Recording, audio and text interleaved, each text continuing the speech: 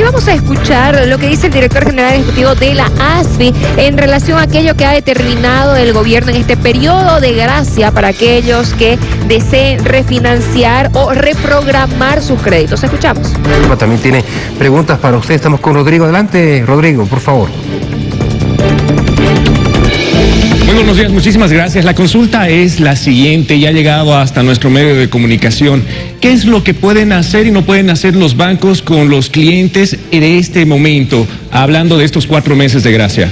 Gracias por la consulta.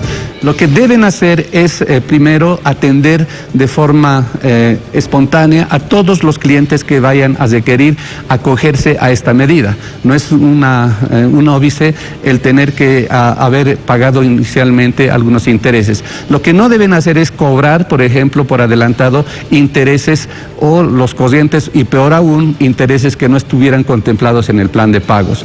Lo que no deben hacer es rechazar a los clientes cuando estos solicitan un periodo mayor de pronto y de acuerdo a la evaluación las condiciones del prestatario así lo exigen.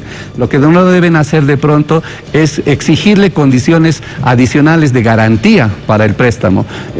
Inicialmente se ha establecido un acuerdo entre el prestatario y la entidad financiera y esas condiciones mínimamente deben mantenerse y si no mejorarse, ¿no?, en favor del prestatario. Eso es lo que en términos sencillos corresponde que hagan las entidades. Bien, licenciado, reprogramación de cuotas, ¿está dentro de lo que puede implicar un periodo de gracia? ¿O a consecuencia de ese periodo de gracia se puede dar también, digamos, una reprogramación de cuotas? Es bien interesante la pregunta, Daniel, porque sucede que en términos normales la reprogramación implica el cambio de algunas condiciones. Generalmente es el plazo el que se modifica, lo que eso quiere decir que el prestatario tiene un mayor plazo y eso reduce la cuota. Sin embargo, en esta oportunidad nosotros hemos incorporado un componente adicional que es el periodo de gracia.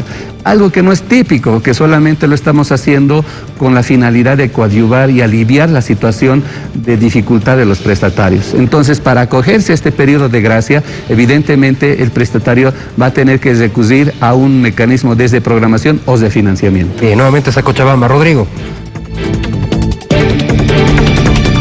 Muchísimas gracias, Daniel. La siguiente consulta es: ¿qué sucede con la central de riesgos? ¿Qué riesgo existe de que las personas que han sacado créditos lleguen a este punto?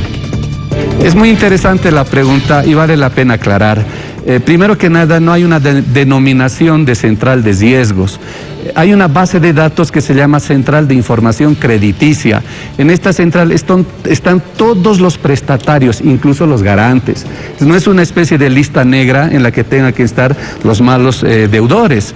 Equivocadamente, algunas personas confunden a la población haciendo creer que si ocurre alguna de estas situaciones va a pasar una especie de lista negra. Y eso no es cierto. La Central de Información Crediticia es una base de datos que se alimenta con las operaciones de préstamo de todo el país. Entonces no hay ninguna situación, digamos, de amenaza, de dificultades en ese sentido.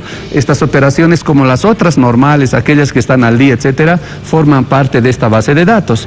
Y de pronto esta situación de amenaza que se cierne a veces sobre un posible registro en una central de riesgos no es evidente. No hay esa central de riesgos. Lo que se tiene, reitero, es una base de datos en la que están figurando todos los prestatarios, estén al día o no, incluso los garantes, las garantías y todo lo que significa respecto a la operación crediticia. Bien, Desiree Durán desde Santa Cruz también tiene consultas para usted. Adelante, Desiree. También tiene consultas para usted. Adelante, Desiree. Gracias, Daniel. Licenciado, un placer. Muchísimas gracias por atender todas nuestras consultas. Y en relación a este periodo de gracia, ¿existe algún grupo, algún sector que quizás no pueda acceder a este periodo de gracia? En realidad, Desiree, este es un mecanismo que ha sido concertado con la finalidad de generar un beneficio para todos los prestatarios. No hay que olvidar que, a diferencia de otras oportunidades, este gobierno forma parte del pueblo y el pueblo forma parte del gobierno. Por lo tanto, no tendríamos que haber utilizado algún criterio discriminador o diferenciador. La medida es aplicable para todos los prestatarios del país que se hubieran acogido al mecanismo del diferimiento.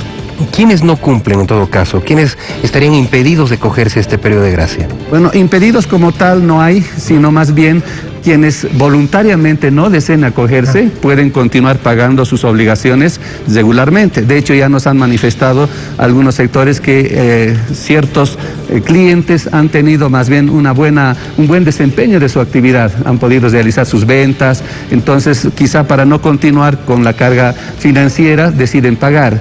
Estas personas no están obligadas a acogerse. También podría ser el caso de pronto de personas que no han sido parte del programa de diferimiento, ¿no? Entonces, este mecanismo del periodo de gracia está destinado a las operaciones de programación, de financiamiento para quienes optaron por el diferimiento, ¿no? ¿Qué implicaría diferir para la banca y qué implica en este caso este periodo de gracia también para el sector financiero? Bueno, para la banca este periodo de diferimiento ha significado el no recibir los ingresos de las cuotas que correspondía que los clientes tuvieran que pagar. Hay que recordar que en este periodo de 10 meses prácticamente, de marzo a diciembre, lo que ha sucedido es que se ha producido una especie de congelamiento. Esas cuotas invariables se han trasladado a la última parte del cronograma de pagos. Entonces, esto ha significado para el sistema financiero el no tener que recibir este flujo de ingresos. Sin embargo, las entidades también, producto de pronto de una administración sana, lo que han hecho es acumular reservas de liquidez para seguir cumpliendo con sus ahorristas. Por eso es que para nosotros ha sido también un motivo de análisis integral este aspecto de velar por los ahorros de la población. Muy bien, ¿tenía usted